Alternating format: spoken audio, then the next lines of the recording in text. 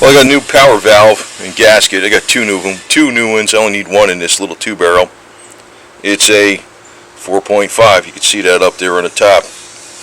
That means at 9 inches of vacuum it starts to open. So I don't know, that's what the hell it had in here. So usually they're like 5.5 or 6.5, but that's what it had.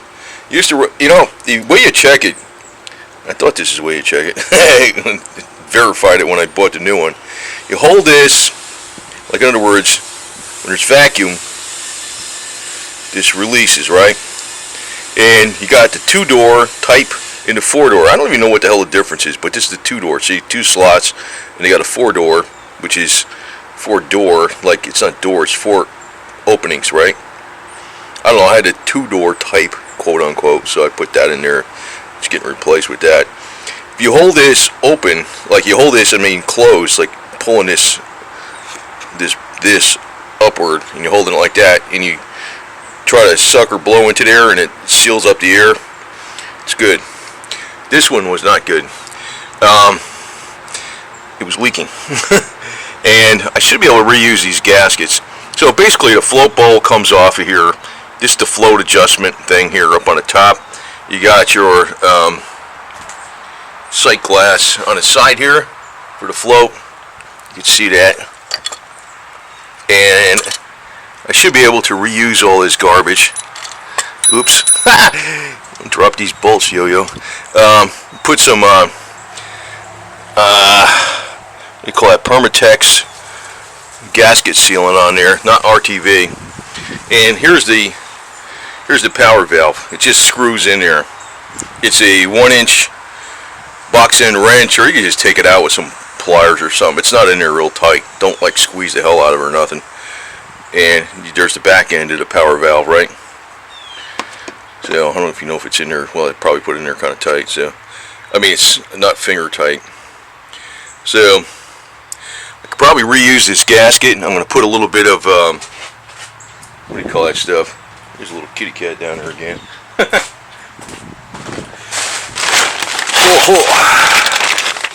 This junk.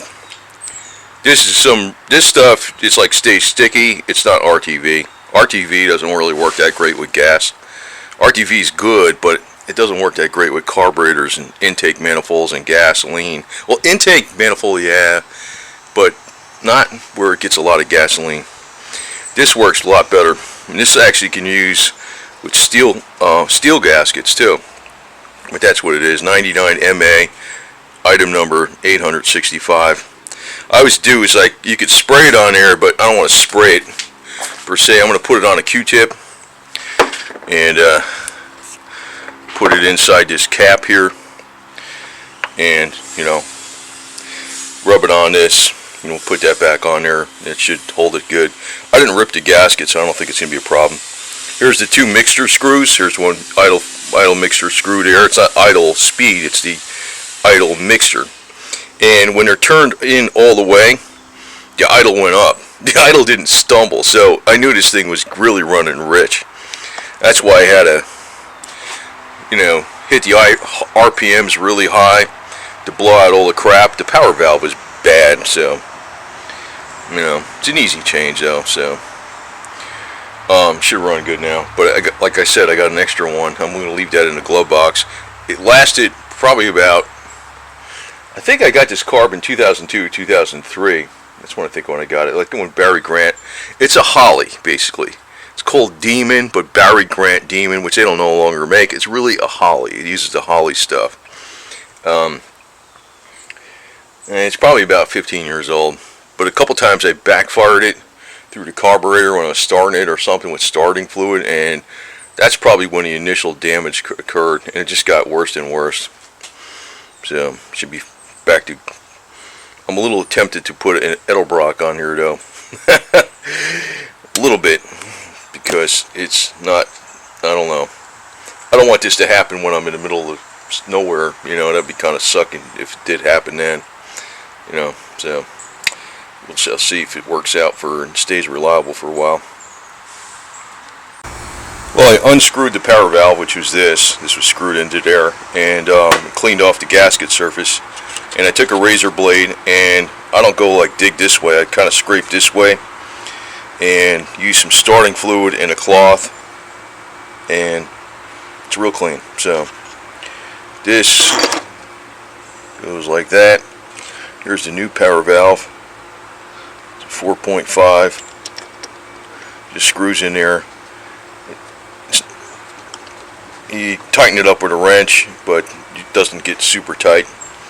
And when you put this block back on, don't torque the hell out of all these screws real tight, because you can actually warp something.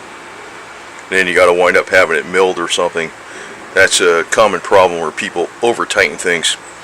That's why we're not using I'm reusing a gasket, so I'm going to use this stuff on there, and hopefully it will seal up good. I think it will, though. The gasket looks like it didn't tear or nothing, so it should be alright. That's why this is a nice simple carburetor. You can see here's the float, and you can see that's the sight glass, where you can see how far high the fuel is. You know, it should be about halfway up the sight glass, and there's your float adjustment. So you can adjust the float, the car running, for crying out loud. It's a nice carb. It's not bad. Just the only thing is this power valve. Supposedly they got them kind of fixed where they don't blow that easy, but they can mess up. Look who's getting brave, Panda Cat. Your food's right up there, buddy. Right? So I paint it. I've been painting here. See this? Instead of spraying it all over the place, because just paint it on there. You hungry?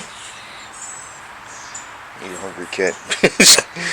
Well, he's sure his time. He might have been somebody's cat too. Maybe he got wild after being in the wood. I guess being around his daughter down there, he's feeling like, oh, he must be okay. So we'll paint that thing in there too, and then we'll paint this in here, and that should, you know, we just put the 4 bolts in it and we're good to go. And this little arm here is the accelerator pump that goes over that. So it's a simple carb, man. Hope the power valve holds up longer. Well, it only lasted 15 years. What stuff lasted 80 years, man? What are you talking about? 500 years anyway. That's it. And you can see where I took the Q-tip and I painted it with that, whatever you call that stuff again. Permatex 99 MA. It's on both sides and in there too. So just put the 4 screws on it. Should be sealed up nice and tight. I already snugged down the carburetor, the fuel bowl, and all that stuff. But I'm taking out one of these screws at each one at a time. I'm going to put, well, that's quite a bit of Loctite blue, because I don't want to tighten them up too much, and I don't want them to get loose, you know. So how do you make them so you don't over tighten them too much and not get loose? Put some Loctite blue on them, right? So there it goes. I'm not going to start this car up because I was going to take this stuff over to the dump, but and it's not that I don't want to disturb the cat so much, but, well, I don't want to do that too much, but I would. He was over here. I got to take her, not tomorrow morning, the morning after, and I don't want her scared of being around here, because, you know, if I start up the car, maybe she's going to be scared to be around here. So I'm not going to start it up. I know the thing's going to start, though. It's not going to have any problem, because she's got to go to the vet early in the morning, and I don't want to miss that appointment. And if I can't find her in the morning, it's going to be a problem. So I'm thinking she's comfortable staying here, so I don't want to start this up right now. But it'll definitely run. I mean, I didn't do nothing major. So we're going to make sure there's Loctite blue on all those threads, and I don't want to have them too tight, because if you warp that, it's a problem. You know, you could, sometimes people really gorilla tighten these damn things up, and that becomes a problem. Otherwise, the carbs will last an extremely long time. I might put an Edelbrock on here later, just at 500 CFM, and maybe keep this one on the side, because it'll be a 500 CFM 4-barrel. Might get a little bit better mileage than the 500 CFM 2-barrel. I'm not sure, but we'll see. I'm not sure about that, but I'm not liking the fact that if this power valve crapped out on me, or say the thing popped through the carburetor and I was 500 miles away from here, that's gonna be a pain in the ass. You know what I mean? I don't like that. And here's another tip too. When you tighten these up, tighten them up. One here, one there, then one here, then one here, like that. A little bit, you know. Do them X, like an X. Also, when you put this away, I've never had this screw up on me where the nozzle gets clogged up. Originally I did. What I do now is I spray starting fluid over here and in the cap, and I put the cap on it, because starting fluid melts this stuff. WD-40 don't, and it keeps it from clogging up the nozzle. Also, if you have a loose vacuum hose, like this was a loose hose, you could take your Q-tip with some of that sealant on there, slide it on there, so it's not going to fall off easy. So that's another thing too. It's not like on there with Permatex, but it'll stick. It'll stick. You know, if the vacuum hose is fitting on there loose. So that's done. It's done. Just got to put the air cleaner on it, and I'm not going to wake up little girl cat here, because tomorrow morning, but the next morning I got to take her out, and I want her to feel comfortable over here, so she'll be here when I grab her at 6:30 in the morning and take her in the vet. So she jumped. Ah! We'll see what happens with that. Anyway, that's a wrap. That's a wrap. And I know I didn't start it up, but definitely it'll run. It's not gonna be a problem. The gasket is definitely sealed up 100% perfect. I didn't freaking break that gasket at all. And when you put this stuff on it, it's solid as a rock.